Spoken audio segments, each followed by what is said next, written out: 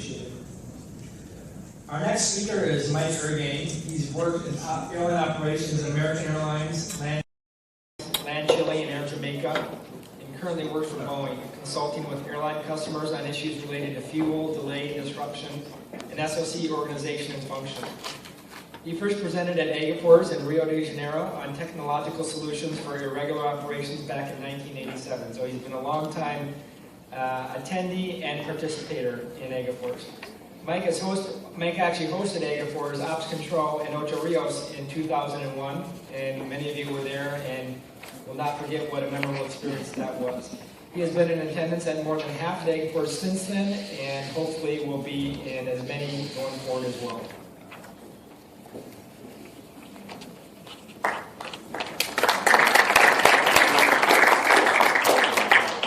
Thank you very much, Tim and Michael, and thank you very much, COPA, for hosting this event.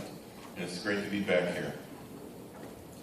So let's talk about fuel. We just heard a really great presentation a little while ago on fuel, and I'm glad to see that more and more people are looking this way. As we've been saying for quite some time, fuel is something that's growing as an expenditure in airlines. It's gotten to where it's more than a third for most airlines of their total costs. But one very interesting fact associated with the growth in fuel costs as a percentage of total airline operating costs is that most airlines don't really dedicate a lot of resources to try and optimize something that's such a huge expenditure.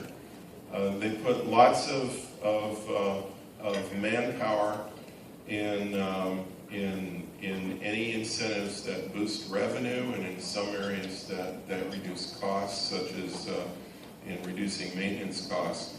But in fuel, which represents more than a third of your expenditures, we've taken surveys at different conferences and of many of our customers, and even some of the largest airlines only have a staff of 2 full-time equivalents that are dedicated to managing and reducing fuel costs. One of the reasons for this is that it seems so inevitable and so complicated that airlines have quite often relied on the OEMs, on Boeing and Airbus, to come out with airplanes that save fuel, and we do. And then the other big reason for it is that there really isn't any silver bullet to massively save fuel. There's no one thing you can do. You can get the next airplane that saves 20% on the current generation airplane, and everybody does, but then you have to wait years for it. Or you can get winglets, and they save you a big slug of money. But as you saw in the last presentation, even something as simple as flying practices on a given flight related to altitude and speed can impact you by 2% or more. What we've done is we've looked at it, and we've found hundreds of little things that you can do. Some of them will save you 0.1%, some of them will save you 0.25%, 0.5%, but you need to do enormous amounts of analyzing to try and figure out what exactly you can do and which ones you think you might be able to control, and if you actually think you can control something, how you're going to do it. And more often than not, what you're trying to do is you're trying to change people's bad habits, and that's a challenge. So how do people measure fuel consumption? Well, in the last 10 years or so, there's been a development of a number of very similar tools in the marketplace, and what they do is they measure KPIs. They identify performance indicators, and then they analyze your fuel usage, and they try to measure the performance of different KPIs. So what's the best fuel metric to use? Well, there are lots of different metrics. These are just 6 of the principal ones, and every one of them has some distinct benefits. Kilograms per ASK or pounds per ASM is a nice broad clear measure, or kilograms per block hour or per air hour. Those are nice broad measures. But every single metric you use has some weaknesses, and I'll get into what the basic weaknesses are, the way we look at it. But if all you've got is a way to measure and calculate all these different KPIs, then how should you do it if you have a tool like this? Well, what you do is you have to do it in a balanced and meaningful manner. You have to do it where you give each organization a set of KPIs that are something that they can manage. And so you have nested and balanced and organizationally meaningful KPIs. With pilots, performance to flight plan, tracking additional fuel, alternates selection, dispatchers, planned arrival fuel, use of tankering, also alternates, with ground personnel, use of APUs and versus ground power units or gate power, etc., etc.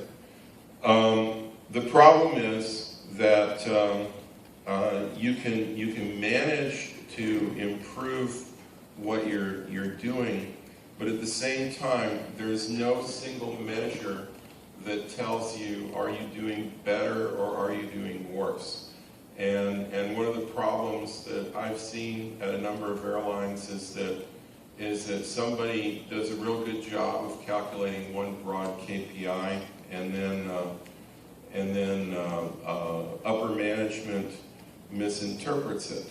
An example would be somebody in senior management, someplace such as finance, for instance, that really doesn't understand airplanes, says that, well, gosh, last quarter we did really bad revenue-wise because our load factors dropped 10%.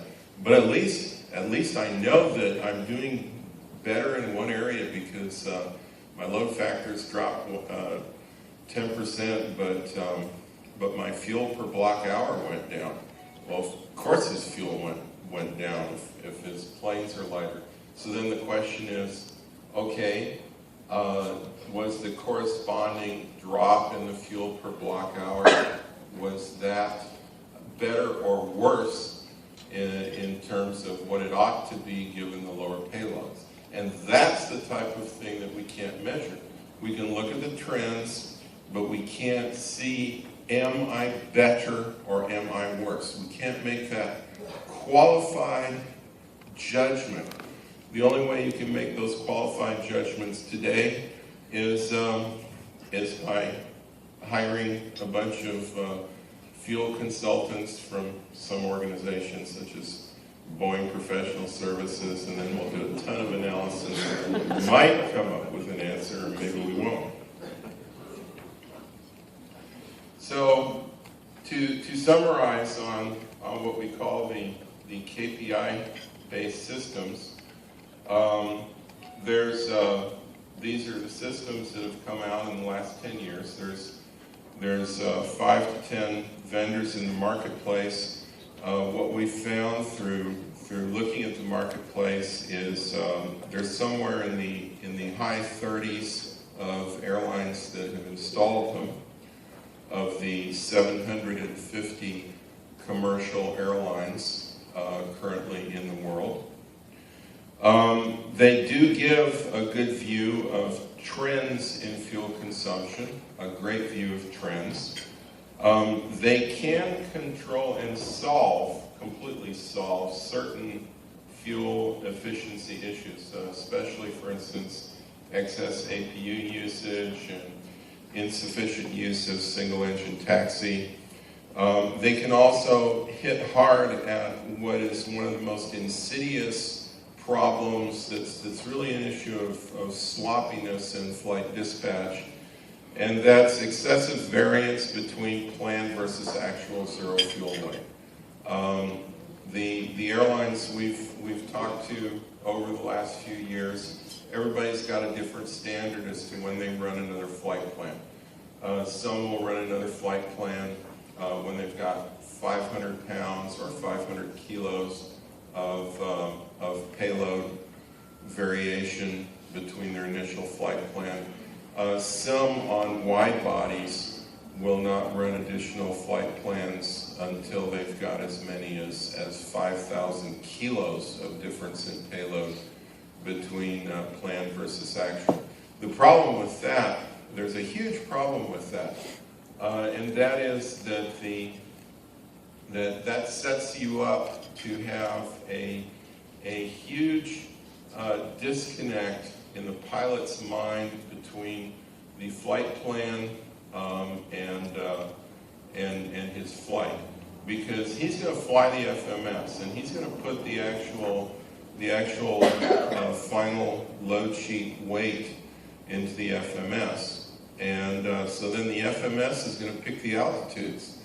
And normally the variance is that he's a lot lighter, and so he's going to fly at higher altitudes, and his flight plan is going to have shown a particular speed or particular cost index and an estimated arrival time, and so he's going to be flying higher and he's going to be flying slower, and so he's going to have an incentive to possibly speed up, and also he's, which we just heard can cost a bunch of fuel, and also he's going to get a huge variance in his fuel burn over the course of his flight plan.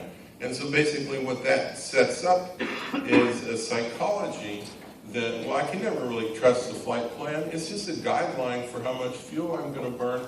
So I'm a better decision maker than the company. Me, Mr. Captain, I'm a better decision maker than the company. I'm a better decision maker than the dispatcher.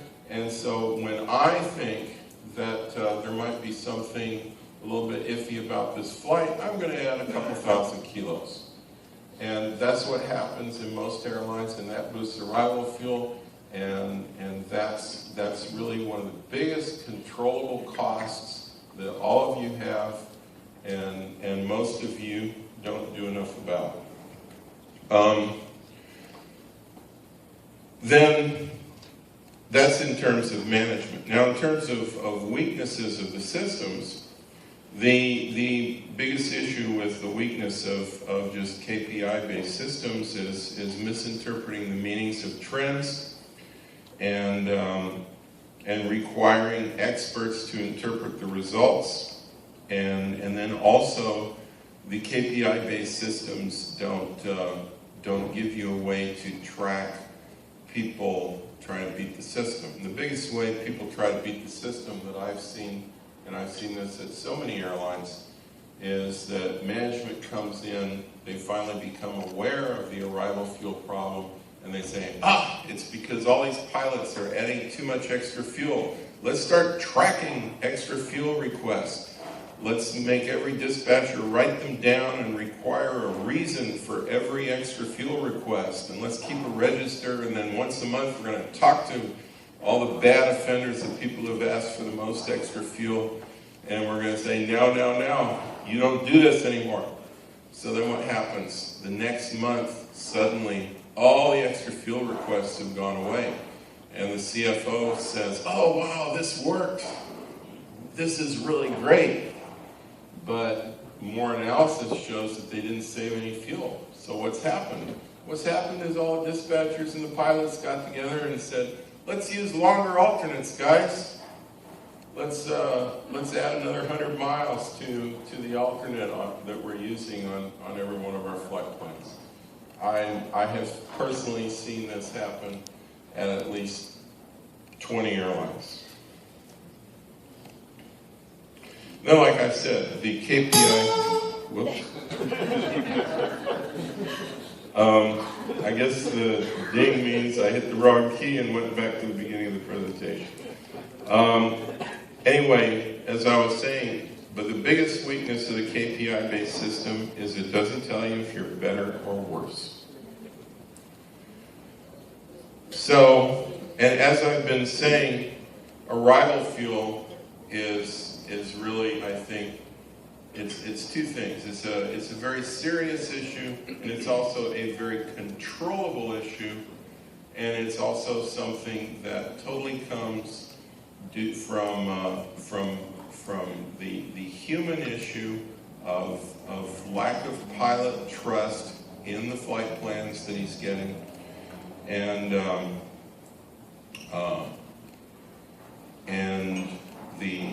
this is because of the variances in flight plan execution. This is something that can increase fuel consumption for anybody by 1 to 2%. So as an example, an airline with 100 NGs in the world today, typically in most countries, will spend about $900 million in fuel. And most airlines have probably anywhere from 15 to 45 more minutes of arrival fuel than they probably really need. A 15-minute reduction in this representative airline would save about $7 million per year. And KPI-based systems can't really tell you if your alternate fuel and if your arrival fuel have been minimized. All they can do is look at some contributory KPIs. Now, at Boeing, we have the luxury of having a lot of different data. One of the generators of data we have is our airplane health monitoring system, AHM, and so we just took a look at fuel on 1 year's worth of AHM operations. Look at the arrival fuel. And last fall we had our annual flight operations conference, and so this chart here shows the average arrival fuel minutes for all different AHM airlines, and what's shown in yellow is those airlines that happened to be at the conference last year. 45 to 55 minutes would be regulatory minimums in all different operations we were looking at. And given widely varying circumstances, one could set a target very, very conservatively of 90 minutes as a target. In a lot of situations, 75 minutes or 60 minutes would really be a better target, but we decided to be real conservative here. And so anything over that would be excess. So just in this conference, we put a value on how much extra arrival fuel was represented in the room. And of 7 airlines that were in the room that day, they had an opportunity to save $150 million just by focusing on a very conservative target. And with refinement, that target could have been set a lot lower. So this is a problem that one needs to hit. You need to hit it hard, but you have to do it with great care. You can't just say, okay, let's cut our arrival fuel. You tell people, cut our arrival fuel, and what are you doing? You're potentially impacting safety, because if you just take fuel off, well, what's the justification? How have you done it? Why have you done it? What analysis is behind it? Well, that's a tough job. What you have to do is you have to implement with or without tools what we call the fuel optimization knowledge loop, where you go through a constant series of iterative processes. First, you want to get all the variations out of your planned versus actual weights. You get rid of all those variances, and then you look at the overburns or underburns you still have left. And then you try and analyze or explain all of the time-related overburns, and which you can't do until you've gotten rid of the basic variances. And then after you've analyzed, explained, and corrected for all of the time-related overburns, then you can start looking at other issues. But it's like an onion. You have to peel it off one layer at a time. You can't look 10 layers down until you've gotten past the first 9 layers. And that's what you need better tools for. Now, about a year ago, we did a fuel assessment on an airline that had a large regional short-haul operation and a relatively new fleet. And we happened to get a lot more data than we often do, and an opportunity to analyze it. And some data that I just happen to have, some flights I just happen to have all the data for. They're very unusual. They were very unusual in that there was perfect weather. I had lots of data. It was from an uncongested airport with a long runway to another uncongested airport with a long runway. A relatively new plane in good weather, like I said.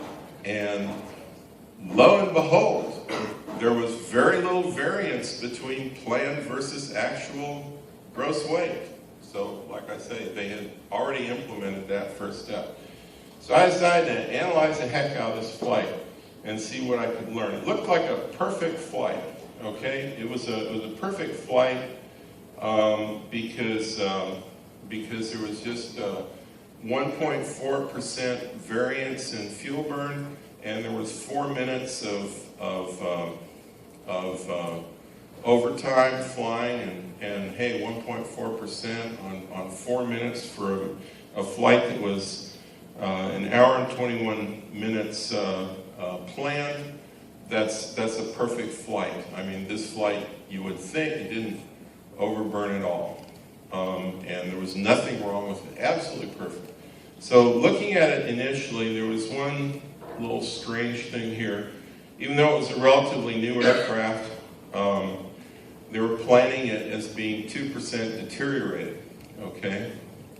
So then, when we looked at the actual fuel burn from QAR data, the actual fuel burn correlated more to a zero deterioration. Given the age of the aircraft, that's what I would have expected. So this was a little bit strange, all right? But still, it looked like a perfect flight, okay? Now, so then we looked at altitude, okay? And that was the planned altitude profile. Just zip up to 380 and stay there. Strangely, it didn't follow the plan. They went up faster than you would think to cruise, and then they only got to 340 and then did a step climb to 360. Well, clearly that had to be because of ATC-related issues given the weather that day. So again, it seemed a little bit strange that there wasn't more of an overburn associated with that. Because of that strange altitude profile, I decided to build my own flight plans for this flight using equivalent winds, using Jet Planner, and assuming that the aircraft had no deterioration whatsoever. And the profile of my flight plan showed something different. It followed what the FMS had the airplane do. And so this kind of opened the door to a way of thinking that why would all flight plans all do a pretty good job of optimizing given the data that you enter into them. So why would this flight plan, their company flight plan, have done something different? Well, maybe it was parameterized to begin with a bit strangely. And so then this was the actual fuel flow in the QAR associated with the flight. And one of the things that came out in the fuel flow was that the fuel flow rate on the flight plan was very different from what the actual fuel flow rate was on the aircraft. Then you could see there were a bunch of blivets associated with step climbs and things like that. Then you could see that you could see a lot of what you expected to see. You could also see some inefficiencies in my other favorite inefficiency of flight. My first favorite inefficiency, like I said, is too much arrival fuel. My second favorite area to complain about is descent, approach, and landing. People commit a lot of sins in descent, approach, and landing, and on narrow body operations you can waste 200 pounds, 100 kilos on just about every flight, just by committing such errors as configuring for landing too high, flaps too high, gear too high, and then reverse thrust where you don't need to on dry long runways.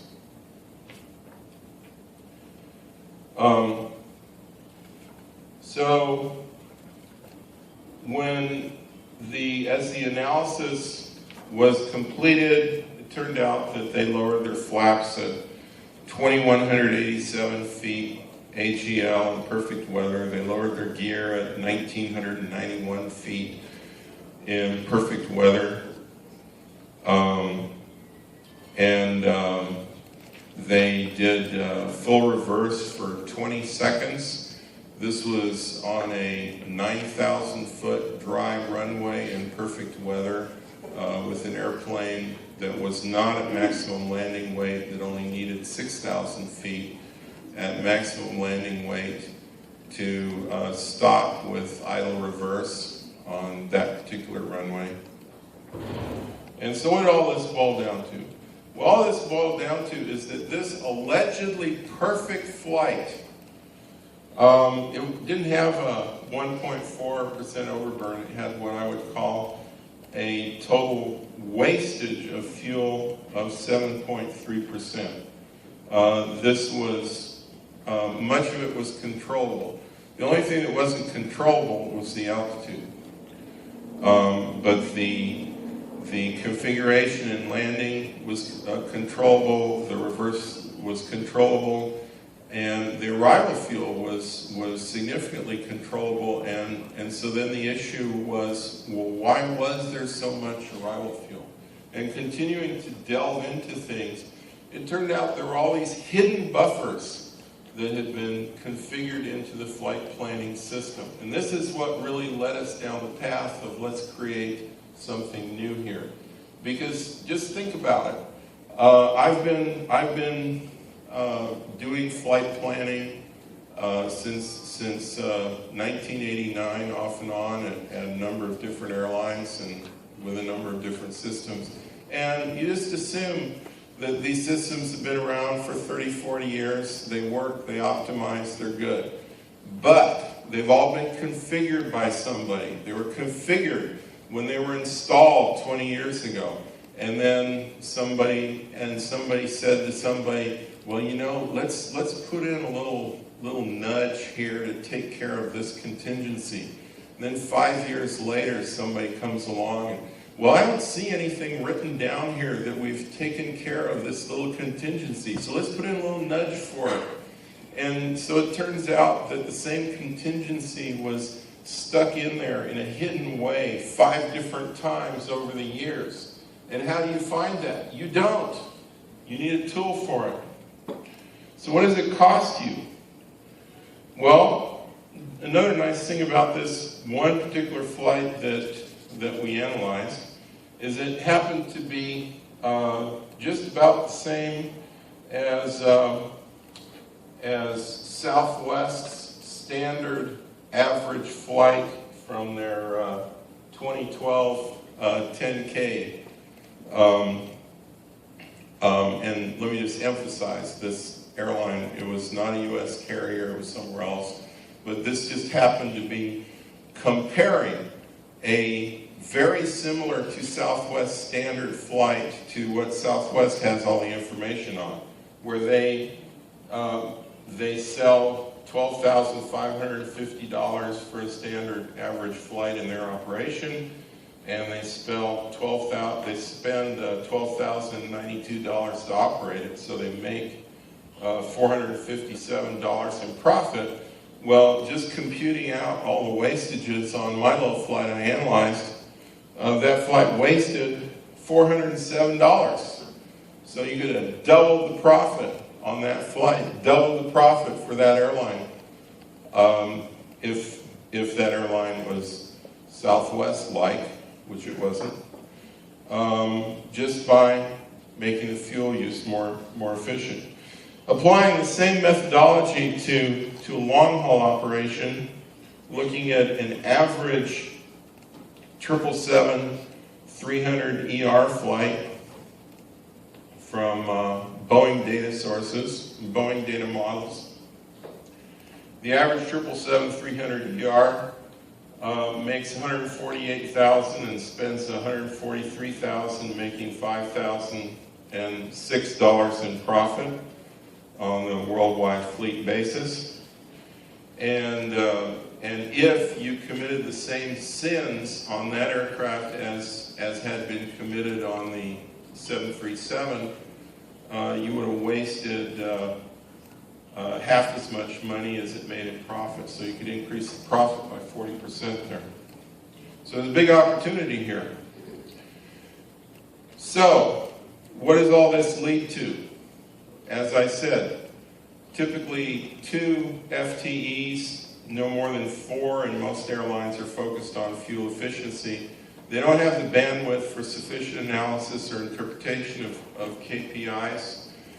They use flight plans as a benchmark, and then evaluate their practices, and some of them, like I said, 30-some airlines, almost 40, have fuel tools that are KPI based. But the way you manage it doesn't really get at these type of problems. And so with a new tool,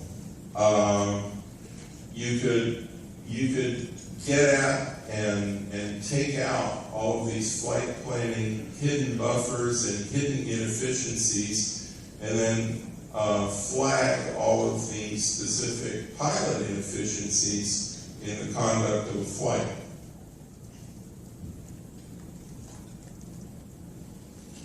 So what we decided we're going to try to do is implement a paradigm shift in fuel performance analysis to try and deal with change the thinking from tracking and evaluating KPIs and change it to trying to answer at least part of the problem. Am I better or am I worse? Taking all these different analyses and coming up with analytics that can put them all together and do what up to now only the consultant has been able to do, and put it in those terms. am I better, am I worse, and what can I do to fix it? In specific things that go way beyond such things as things that we can do without getting issues raised of flight safety when we try to take off fuel, putting it and getting away from the simplistic things like controlling APU use and taking off water and reevaluating our catering philosophies and things like that to take off more weight. Let's answer the question of better and worse and come up with specific answers.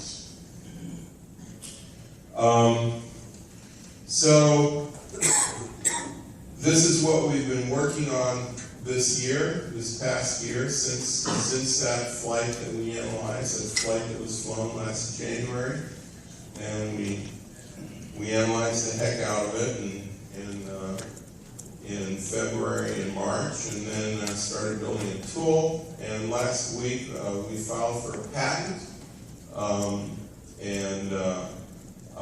myself and my colleague Chuck Call sitting in the back there, and we came up with a bunch of ideas here, and along with a team of very sharp developers, two of whom are in the room here, Dre DeClerc and Andrew Hall.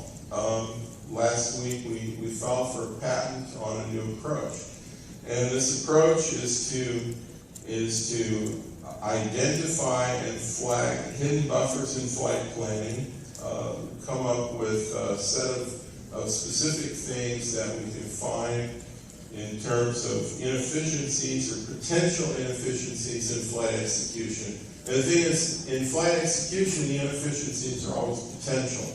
They're not necessarily there. When you lowered your landing gear high, did you have a reason to do it? Maybe you did, maybe you didn't. The information is not there in the instruments or in the recorders. That's something that still needs further analysis to look at afterwards. And inefficiencies in execution have to be examined very, very carefully, since they may be perfectly justifiable and there's not data to back them up that's reported anywhere. But still, they're potential, and if you can start tracking them, then you can start. That this aircraft was put in the system as being 2% deteriorated when I didn't think it should have been. This is something that, again, I've noticed in a lot of airlines they do. They say, okay, well, all of our pilots are bitching about the fact that the flight plans always overburn by so many 100 kilos, and so let's turn the knob. Let's make them all underburn a little bit. Well, let's just deteriorate all of our airplanes, okay? And so I was at one 737 operator a couple of years ago, and they had all their planes set in the system as 6% arbitrarily, and none of them were really at 6%. And then that got us into a bunch of discussions, and I remember back when I was in American Airlines, the philosophy of American Airlines was that deterioration, it's really two issues. The deterioration is an issue of drag and an issue of engines, and the thing is, these are going to have different impact at different phases of flight. But Americans' approach was, well, we're going to fix the engines. We can't fix the drag in most cases, because when I was there, a lot of the drag was viewed as a function of all the hailstorms at DFW and all the patches you put on planes because of hail. And so, okay, so let's just view everything as a drag factor. The philosophy of Boeing has always been, oh well, no, it's not drag, it's engine performance. But in actual fact, deterioration is really three factors, and the third one is the most insidious. They are drag, which is going to impact you in cruise and descent. There's engine performance, which is going to impact you in climb to cruise. And then there's a third insidious factor that's going to impact you in every phase of flight and truly does result in overburns. And that is the fact that all of our planes fly around heavier than they really are, than we've put them in the system. Why they fly around heavier? Because we claim that people in their carry-ons weigh 84 kilos. Well, you don't want to know how many more kilos than over that I weigh. And in that 84 kilos is 6 kilos of carry-on. Well, the last time I weighed my attaché case with my laptop in it, that was 15 kilos just there, and that's not including the rollerboard I tried to use on any trip shorter than 4 days, including this one. So our whole industry lies to itself about how much weight is on those planes. And so what does that do? Well, nobody's really wanted to fix that problem because everybody figures, well, the plane knows how much it weighs, even if we don't, and it's gonna do what it needs to. And there are huge safety margins, and so this is kind of glossed it over a little bit. But in fact, it does cost us money, because the fact that we understate the weight, how are we flying? As I said a little while ago, what the pilot's doing is he's setting the weight that's on the load sheet into the FMC, and then he's allowing the FMC to fly the plane and pick the altitudes. And so the FMC most of the time is flying him too high. It's flying him too high because if he's a narrow-body aircraft, he's usually 3,000 to 6,000 pounds overweight. And so he's flying at a higher altitude than he should through about half of his flight on a typical basis. On long hauls, it's much higher and a much longer flight and a lot more extra fuel burn. So that's extra fuel burn. That is really extra cost. Yes, the plane is not flying, the plane does not know how much it weighs. The plane knows how much it thinks it weighs, and its engines are straining hard because it thinks it weighs less than it does. Just like I think I weigh less than I do until I look in the mirror. So this is something else that we've been working on, and this effort has been primarily led by my colleague, Captain Call there, who's come up with a very complex methodology for breaking down the deterioration factor into drag, engine, and false weight. So, looking at some of the things we're planning on doing as we continue forth through this analysis is actually coming up with the ideal alternates that you should be flying for any flight, and then also developing a learning system. So in other words, we're going through a set of iterations programmatically where we take the flight plan, we take the optimal flight plan that could have been flown given those entries. We call that a calibration plan. Then we come up with an optimum plan that's a real optimum plan that's associated with if you totally optimize this flight, and if you enter the weights that you should have, and if you fly the route you should have with the winds and the forecast that you had at that point of time, what should have been your flight plan, what should have been your variances, where are all your hidden buffers in the flight planning process, and how do you get rid of them and feed them back in to your future flight planning process. And then we go through a final step that we call our learning system, which is what were the achievable elements of any flight plan. Some of the achievable elements are going to be in the realistic route that you can fly, given a history of thousands of flights on a given route. Is not necessarily going to be the optimum route. Same goes for altitudes. The most important thing you're going to find with the learning system is how much extra fuel do I need coming into Newark or JFK between 5 and 8 p.m., even on good weather, to deal with the vectoring and holding and slowdowns that I am realistically going to encounter.